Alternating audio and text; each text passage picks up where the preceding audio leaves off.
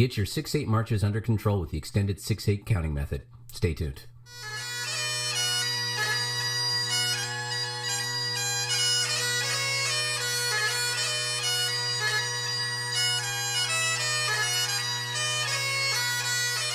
Well, hello everybody, I'm Matt Willis Bagpiper, and on this channel I make videos to make you a stronger and more confident piper. If you like this kind of content, please think about liking the video, subscribing to the channel, commenting below with any thoughts you might have, and sharing with any other pipers in your life. I also give Skype lessons if you want more personalized instruction, but more on that later. In previous videos in this series, I used a counting method where we used words, numbers, and other bits of language to start wrapping our voices around the music we're playing. And we were specifically talking about simple time tunes where the beat is divided into two, but simple time does not include all of our music. We also have compound time, and compound time is just a complicated way of saying music where the beat is divided into three. Some of our greatest tunes, like All the Bluebonnets Are Over the Border, which I start most of my videos with, is a great example of a tune in compound time. In the description below, there's a link to a PDF with all the material we're going to be going over today, so go ahead, print that out, put it on a tablet, have it in front of you so you can follow along.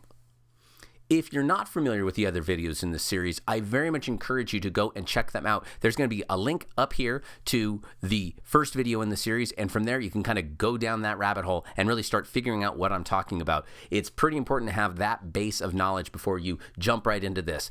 That being said, if you really just have problems with 6/8, I'm going to do my best to describe this to you in a way where it will mean something to you and the audience that has seen the other videos. So in compound time, we're dividing the beat into three, and many of our compound time tunes are 6/8. That does technically mean there are 6/8 notes in the tune, but as you're going to find out, we're not going to count all six. That would make for a very fast beat. 1, 2, 3, 4, 5, 6. 1, 2, 3, 4, 5, 6. I don't want to have to tap my foot that fast. The reason that there are 6/8 notes per bar is that we're going to take the first 3/8 notes and make them the first beat. So that's right, the beat in a 6/8 is actually represented by a dotted quarter note. You really could call this 2 dotted quarter note time as opposed to 6/8 time. And because we're dividing the rhythm into 3 rather than 2, a lot of the various things I tried to get us to vocalize don't work for 6/8. So I've come up with a new system that we have right here. There are 2 tunes here. There's the Athol Highlanders as well as the Skyboat song. For Athol Highlanders, it's just the first 2 parts of the tune. There are many other parts. You could check those out later, but we're just going to go over the first 2.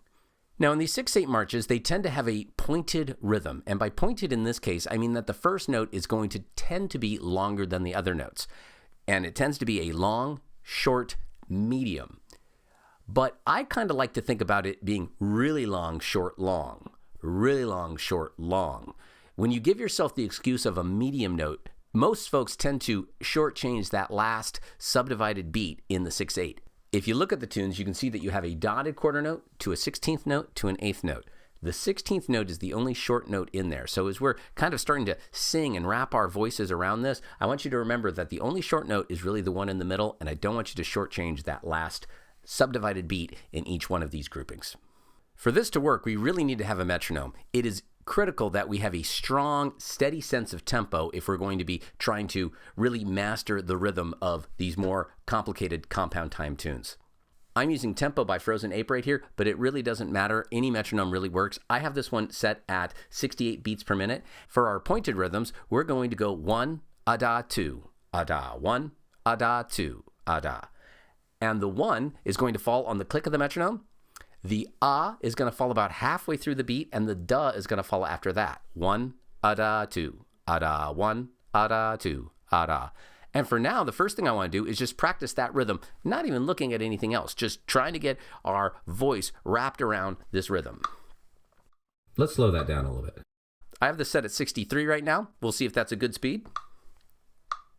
1, a-da, 2, a-da, 1, a-da, 2, a-da, 1, a-da, 2. A-da, 1, a-da, 2, a-da. Until you feel comfortable and confident with just that basic rhythm, I wouldn't move on to trying to apply this to a tune. Now, you've got this down, you feel confident about it, let's go ahead and take a look at the Athol Highlanders. As we look at Athol Highlanders, we can see there are pickup notes before that downbeat, and anacrusis if we want to get nice and technical. And for that, that means we're going to start actually just after we hear the click of that metronome, and we're going to come in with an ah-da, so that on the very next click, we can hit that 1. Ah-da 1. ada, 1. Might take you a few times to get it, but you get it. Just right after you hear that click. Ada, 1. And in this tune, that first 1 is actually going to take us that whole beat. We're going to hold that 1 until beat 2 before we get another 2 ada. And then we'll have 1 ada, 2 ada. And for now, I'm not even going to sing the melody. I'm just going to say the rhythm as written here. And we're going to look at just line 1 right now. Ada, 1, 2, ada, 1, ada, 2, ada, 1, 2, ada, 1, ada, 2, ada. Not so bad. Go ahead and give that a try. If 63 isn't a good speed for you, you can slow it down. If that's feeling a bit lethargic and you're feeling a bit more aggressive, you can speed it up, but not too quick. We're not trying to, win any races with this. We want to make sure our rhythm is good and accurate. If for the next step, if you're not familiar with the melody, you might want to actually get your practice chanter out and actually just kind of play through at least the big notes, if not all of the notes, so you can get a sense of the tune. In this case, I know the tune of Athol Highlanders, so I'm going to go ahead and use these words as lyrics that I'm going to sing and apply them to this metronome so we can really hear both the rhythm and the melody at the same time. Ada, 1, 2, ada, 1, ada, 2, ada, 1, 2, ada, 1, ada, 2, ada, 1, 2, ada, 1, ada, 2, ada, 1, e, da, 2, ada, 1, e, da, 2. Oh, so if you look at bars 7 and 8, we can see that we actually have a snapped rhythm. And again, if you've watched the other videos, you'll know that a snapped rhythm is where we come in with a short note rather than the long note. In this case, rather than using an that's pushed, we're going to use an E that comes just after the number. So for now, let's take a second and actually go over that snapped rhythm a few times. So you can go ahead and take a look at bars 7 and 8 right here in the music. And we're just going to kind of do those on repeat and get that snapped feeling under our voice. 1 e da 2 ada 1 e da 2 1 e da 2 ada 1 e da 2 1 e da 2 ada 1 e da 2. If we look at the sheet here, you can see there are 2 rows of lyrics underneath each line of music. The topmost row is the words used for the basic rhythms, but those don't really capture the feeling or spirit of the embellishments. If you look at that second line, you can see that wherever there's a doubling, I have a different word. And the reason for that is I wanted the vocalization, what's coming out of our voice, to sound like the embellishments. And in the case of Athol Highlanders here, we have quite a few doublings that show up. If the doubling lands on beat 1, we're going to say penny. Now, in a previous video, I had said tenty because I just wasn't smart enough to come up with penny. One of the commenters, and your name will be down there, so thank you so much for that idea, had the idea of using the word penny instead of tenty, because tenty isn't a word and penny is, and it still has that right cadence of that da-da that sounds like a doubling. So if the doubling falls on beat 1, I'm going to say penny. If the doubling falls on beat 2, I'm going to say 20, because again, it gives me that double sound that makes it a lot more similar to how we're actually going to be delivering the music on the instrument. Ada 1, 20, ada penny, ada 2, ada 1, 20, ada 1, ada 20, ada 1, 20, ada penny, ada 2, ada 1 e da 2, ada 1 e da 2. Not so bad. Now you can see the repeat structure here. For those that are new to the first and second ending system, we're going to first start at the top of the tune where the repeat sign is, go through, play that first ending where you see the repeat. We'll jump back up to the beginning of line 1, play all the way through line 2, but skip over 1 and go to the second ending. The only difference between the first and second ending is the amount of time we're spending on the note. The pickup note for part 2 is shorter than the pickup note for part 1, so we're going to hold that note before it just a little bit longer. Now let's take a look at part 2. First, I'm going to do the simple rhythm with no embellishments, and there aren't a lot of embellishments in this part anyways. I think there's 1. But we're going to do it one time with the first line, and when I repeat the line and singing it, I'm going to sing the embellishment. Da 1, ada 2, ada 1, ada 2, ada 1, ada 2, ada 1, ada 2, ada 1, ada 2, ada 1, ada 2, ada 1 e da 2, ada 1 e da 2. Da 1, ada 2, ada 1, ada 2, ada 1, ada 2, ada 1, ada 20, ada 1, ada 2, ada 1, ada 2, ada 1 e da 2, ada 1 e da 2. And again, there's no need to start with full singing of everything. You could go ahead, speak this out. I happen to know the tune. I'm just trying to demonstrate for you how you can use this method for your own 6/8. So go ahead, do what you need to do. We're going to go ahead and move on, though, to the next tune, which is the Skyboat Song.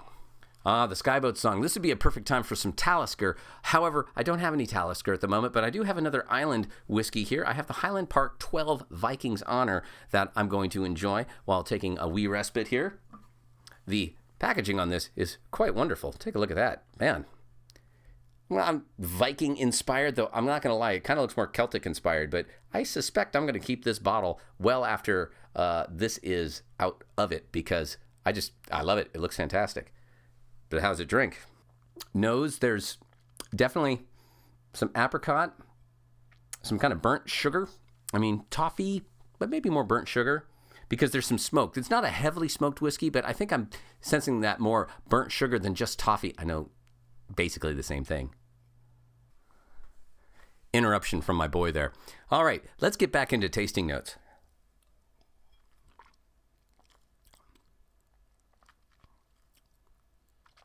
It's quite delicious, but I'm not going to lie, I think it drinks younger than its 12-year age statement. This seems more like a 10-year.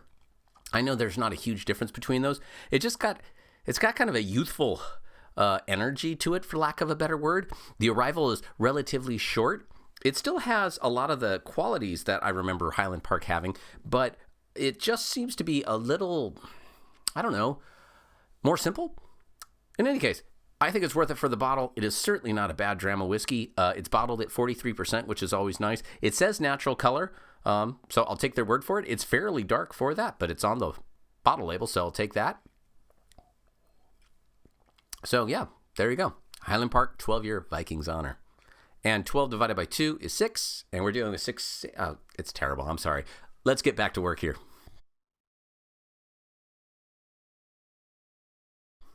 So we have Skyboat Song. I'm just going to sing the whole song with the basic first line, simple rhythms, no embellishments being sung. And then I'll go through and describe some of the language I'm using to describe the embellishments like tarluas and burls before we go through it a second time. And this being the Skyboat Song, I'm going to bring the tempo down just a little bit more because we all know it as a slower kind of air and piece of music. It's a lovely song. Theme from Outlander for those that don't know. 1 da 2 da 1 da 2 1 da 2 da 1 2 1 da 2 da 1 da 2 1 da 2 da 1 2 1 da 2 1 da 2 1 da 2 da 1 2 1 da 2 1 da 2 1 da 2 da 1 2 1 da 2 da 1 da 2 1 da 2 da 1 2 1 da 2 da 1 da 2 1 da 2 da 1 2. There we go. And if you did want to play it like Outlander, just repeat line 3 rather than playing lines 3 and 4. Now, for that tarlua, tarluas are quite common in 6/8. I'd say they're more common in 6/8 than many simple time marches. So we're going to need to figure out how to say them. And they're going to have a slightly different cadence here than how I might have described them in the previous simple time videos, just because of how everything falls with the beat in compound time. So the first example of the tarlua I want to discuss is the one that occurs in bar 3 of line 1, and that's where it's in the middle of a beat. That's how you're going to see them in many, many 6/8. We're going to discuss when it falls kind of on the beat next, but if it's in the middle of the beat, how are you going to wrap your mouth around it? I like 2 agada. 2 agada 1, 2 agada 1, 2 agada 1. Now it's a little weird to say at first, but agada actually does come out of your voice fairly easy. Try it several times slowly. So let's do 1, agada 2, agada 1, agada 2, agada 1, agada 2, agada 1, agada 2, agada 1, agada 2. It might take you a little bit, but again, if you can't go agada cleanly and clearly, you're not going to be able to wrap your fingers around it either. And we all want good, clean, awesome sounding tarluas. For the burl, I'm going to use a diddum But you can also just go brum if you have a particularly nice fast burl. You want it right on the beat. Again, I'm going to say diddum. You can say brum especially if you can roll your R as well. But that's what we're going to do for the burl on that. I feel it's similar to a doubling, but it does have its own feeling that is distinct from it. So we're not just going to say the word 20 for the burl. It's got a little bit more rah to it than that. And then for the D throws, I'm actually just going to use the word throw instead of the number or whatever sound I might make in its place. In this case, beat 2 has a throw, so I'm going to say the word throw. And then again, you can see that in bar 2, we have the word 20 for that high A doubling, so we can get that good sound of the 2 A's that are occurring. I'm going to do just line 1 with the repeat, and then we'll discuss line 2 here in a minute. But we're going to do line 2 of the lyrics that actually sound like the embellishments of the tune we're playing.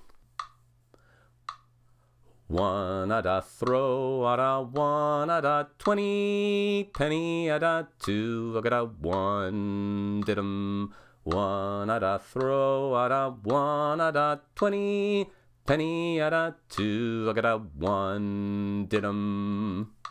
And you can start hearing a little bit more of the sound. Now, if as you're singing this, the actual use of these words like penny and 20 don't sound as good as maybe just da da bra da ba da dee da da ba da da ba da. That's fine. Do what's going to make it work for your voice, how you want to express the music, but make sure that they have the right number of syllables and sounds that correspond with the embellishments you're playing. You want your doublings to have 2 sounds, but you want to make sure all the parts of it are there, because again, if you can't say it, you can't play it. For line 2, we see that the tarlua is now falling on the beat. So rather than aga da, it's going to be aga next number, because the whole thing is going to be pushed out a little bit later because we're holding the note before the tarlua longer. 1 aga 2 1 aga 2 1 aga 2 1 aga 2 1 aga 2 1 aga 2, with that E grace note taking you smartly up to the next beat. Let's hear how this sounds when I try to deliver it with all of the lyrics that should sound like the embellishments.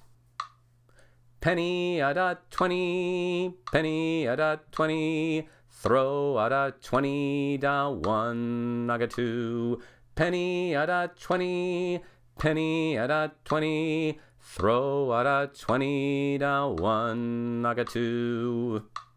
And just like that, you should have something that sounds a lot more like the tune you're trying to express with all of your embellishments on your chanter and ultimately your pipes. Let's go ahead and finish this strong. I'm going to go ahead and end with part 3 here because it does have a slightly different ending overall. 1 at a throw at a 1 at a 20, penny at a 2 I got a 1 diddum 1 at a throw at a 1 at a 20, penny at a 2 da throw 20. And you could apply this to most any simple 6/8 march. Now, there are going to be some 6/8 marches that have more complex rhythms than this, and I'm going to get into that in the next one where I'll discuss more complicated 6/8 march rhythms, as well as how I apply this to jigs in particular, though jigs are relatively simple actually, but they're quite a bit quicker. But there'll be another follow-up video with this at some point, and it'll be linked up here when we're ready, that'll go over those. And in the PDF, there's also 2 other 6/8. We're going to have Gary Owen and Bonnie Dundee. I'm going to have a version of them that is blank for you to fill out the language like this, as well as a key on a separate page where you can look and see if you actually got it right. So that's a way for you to test whether or not you actually are getting a basic understanding of how these rhythms work in the pipe tunes you want to play. Well, there you go, guys. I hope you got something out of the video. If you did, think about giving it a like. And subscribing to the channel is always great. And if you really want to go the extra mile, you can head over to my Patreon, where as little as $1 a month goes a really long way to helping support the channel and having me come out material like this. And if you want more personalized instruction, you can go ahead and head over to www.mattpiper.com or email me at matt@mattpiper.com. I'm working with folks from all over the world. It's fantastic. I love having this opportunity to, well, I don't know, make people in Belarus and Poland and Germany better pipers. It's fantastic, and I'd love to add your country to the list of places I'm teaching. Well, thanks again for watching, everybody. I'm Matt Willis Bagpiper, and until next time, cheers.